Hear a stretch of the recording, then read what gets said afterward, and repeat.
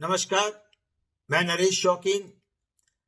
दोस्तों, अगर आपकी दिलचस्पी इस बात में है कि राहुल गांधी असम में कब गिरफ्तार हो सकते हैं, तो मैं सलाह दूंगा कि असम के चीफ मिनिस्टर हेमंत बिस्वा शर्मा को ट्विटर पे फॉलो करें।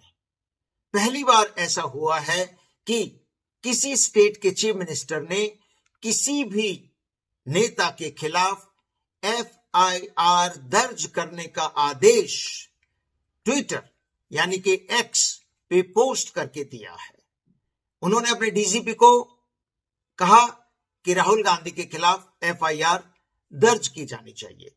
हो सकता है कि राहुल गांधी की गिरफ्तारी का आदेश भी शायद असम के चीफ मिनिस्टर अपने सोशल प्लेटफॉर्म ट्विटर यानी कि एक्स पे पोस्ट करके दें।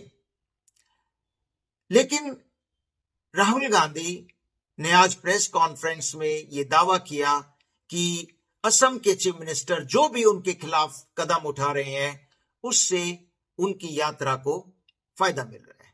उनका यह मानना है कि मेन स्ट्रीम मीडिया उनकी यात्रा को पूरी तरह से ब्लैकआउट कर रहा था, लेकिन क्योंकि लोगों में उनके प्रति एक सहानुभूति की लहर चली है और उस लिहाज से उनकी यात्रा को पूरे असम में और पूरे देश में जबरदस्त पब्लिसिटी मिल रही है।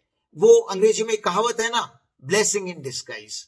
और इस बात में राहुल की थोड़ा सा दम जरूर नजर आता है, क्योंकि 22 जनवरी को जब पूरा देश करीब करीब सभी नेता मंदिरों में पूजा अर्चना कर रहे थे, जब अयोध्या में ऐतिहासिक प्राण प्रतिष्ठा हो रही थी, उस दिन राहुल गांधी को मंदिर में नहीं जाने देना वो एक अलोकप्रिय कदम असम के चीफ मिनिस्टर का रहा। लोगों के मन में राहुल गांधी के प्रति सहानुभूति पैदा हुई और दूर दूर तक ये बात गई कि मंदिर में जाना बतौर एक नागरिक किसी भी व्यक्ति का फंडामेंटल राइट है, और असम के चीफ मिनिस्टर के इस कदम से राहुल गांधी के मूल अधिकारों का हनन हुआ है। वैसे भी ये बहुत अजीब लगता है कि एक ऐसी राजनीतिक पार्टी जिसने देश में करीब 55 साल सत्ता संभाली हो, उसके पूर्व अध्यक्ष को आप मंदिर में भी नहीं जाने दें, गुवाहाटी में प्रवेश नहीं करने देना, एक यूनिवर्सिटी के छात्रों से नहीं मिलने देना।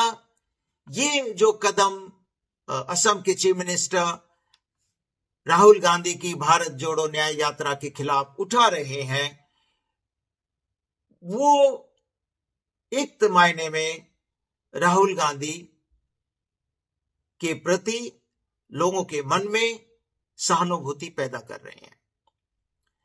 लेकिन सवाल एक दूसरा भी है कि क्या ये जो जन समर्थन, ये जो सहानुभूति राहुल गांधी को इस वक्त मिल रही है, क्या कांग्रेस पार्टी इसको चुनाव में भुना पाएगी?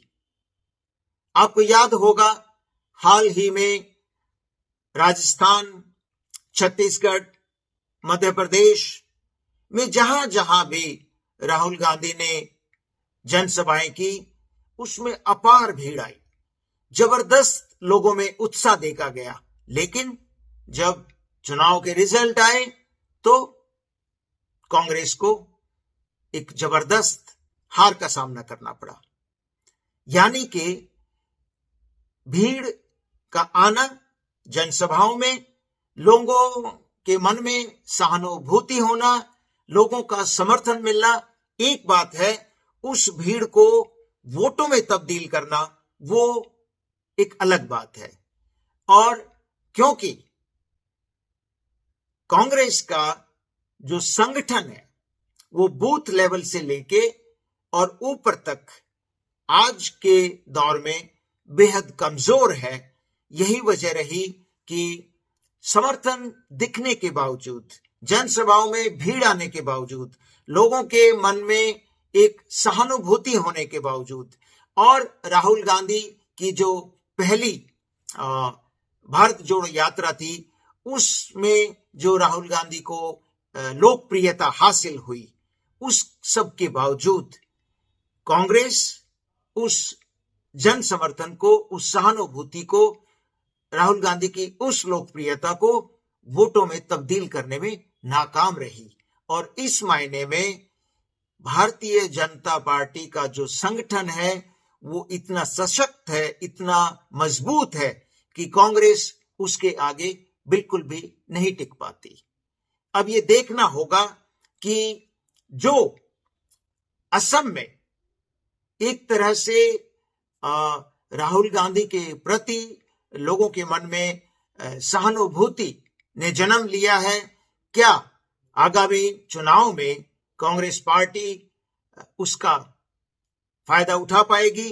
क्या उस जन समर्थन को वोटों में तब्दील कर पाएगी? नमस्कार।